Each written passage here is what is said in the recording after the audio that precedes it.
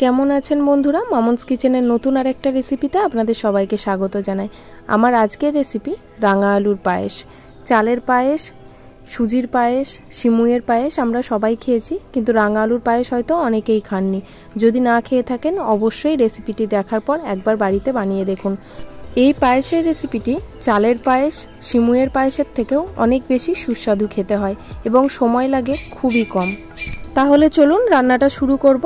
তার আগে এখানে আমি 400 গ্রাম রাঙা আলু নিয়ে নিয়েছি। রাঙা আলুগুলোর খোসাগুলো ছাড়িয়ে নিলাম। এবার ভালো করে একবার জল দিয়ে ধুয়ে নেব, কোনো ধুলোবালি থাকলে সেটা চলে যাবে। এবার রাঙা আলুগুলোকে একটা গ্রেটারের সাহায্যে ঘষে নেব। এইভাবে যদি রাঙা আলুর পায়েসটা বানান, রাঙা আলুগুলো খুব সহজে সিদ্ধও হয়ে যায়, খেতেও হয় দুর্দান্ত। তো চলুন এগুলোকে ঘষে নিচ্ছি। আর আপনারা পুরো ভিডিওটা দেখুন, আর ভিডিওটা দেখার পর আমাকে একটু সাপোর্ট করার জন্য প্লিজ বেশি বেশি করে লাইক কমেন্ট করতে থাকুন। রাঙা আলুগুলোকে ঘষে নিচ্ছি, ততক্ষণ আমাকে আপনারা বলতে থাকুন যে আপনারা কে কোথা থেকে আমার ভিডিওটা দেখছেন। এরকম নিত্য নতুন আরও সুন্দর সুন্দর কিছু রেসিপি দেখার জন্য আমার চ্যানেলটাকে অবশ্যই সাবস্ক্রাইব করে নেবেন যদি সাবস্ক্রাইব না করা থাকে, এবং পাশে থাকা বেলটা অন করে দেবেন, তাহলে আমি নতুন কোনো ভিডিও আপলোড করলে সেটা আপনাদের কাছে পৌঁছে যাবে। আর দেখুন আমার ছেলের কাণ্ড কি করছে, জল টল ঘেঁটে একাকার কাণ্ড করছে। যাই হোক, ও খেলা করতে থাকুক আর আমি এদিকে রান্না করে নিচ্ছি। আমরাও ছোটবেলায় এরকম অনেক জ্বালিয়েছি মাকে, তো আমার ছেলেও এখন করছে জ্বালাতন। তো ঠিক আছে, এটা বয়সের বৈশিষ্ট্য, ওরা করবেই। দেখুন আমার সব রাঙা আলুগুলো ঘষা হয়ে গেছে। রাঙা আলুগুলোকে আরেকবার জল দিয়ে ধুয়ে নিয়েছি ভালো করে। আর এইদিকে দেখুন কি কি লাগছে 2 থেকে 3 চামচ মতো সুজি। সুজিটা একদমই অপশনাল, না মন হলে নাও দিতে পারেন। তার সাথে লাগছে খেজুরের গুড়, চিনি, একটা তেজপাতা, তার সাথে কিছু কাজু কিশমিশ, ঘি, আর তার সাথে লাগছে 2টো এলাচ। আপনারা শুধু গুড় দিয়ে বা শুধু চিনি দিয়েও এই পায়েসটা বানাতে পারেন। আমি দুটোই দিয়েছি। উনুনটা ধরিয়ে নিচ্ছি।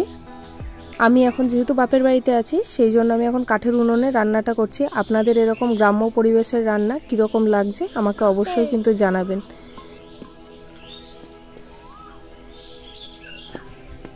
খুব বেশি সময় লাগে না এই রান্নাটা করতে, 20 থেকে 25 মিনিটের মধ্যেই পুরো রান্নাটা কমপ্লিট হয়ে যাবে। খুব অল্প সময়ে এটা তৈরি হয়ে যায়। উনুনটা ভালো করে জ্বালিয়ে নিয়েছি। এবার আমি এর মধ্যে দিয়ে দেব ঘি। আমি এখানে 1.5 থেকে প্রায় 2 চামচ মতো ঘি দিয়ে দিচ্ছি। এই পায়েসের রেসিপিটিতে যদি ঘিটা একটু বেশি করে দেওয়া যায়, টেস্টটা কিন্তু খুবই সুন্দর আসে। দেখুন আমি 2 চামচ ঘি দিয়ে দিলাম। ঘিটা গলে গেলে এর মধ্যে গ্রেট করে রাখা রাঙা আলুগুলোকে দিয়ে ভালো করে ভেজে নেব। আর এই সময় আঁচটাকে একটু কম রাখবেন যাতে পুড়ে না যায়।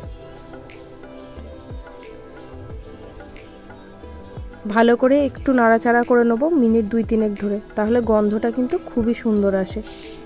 সব রাঙা আলুটা দিয়ে এবার আমি একটু ভালো করে 2-3 মিনিটের জন্য নাড়াচাড়া করে নিচ্ছি। হালকা একটু ভাজা ভাজা হয়ে গেলে এর মধ্যে দিয়ে দিচ্ছি 1 লিটার দুধ।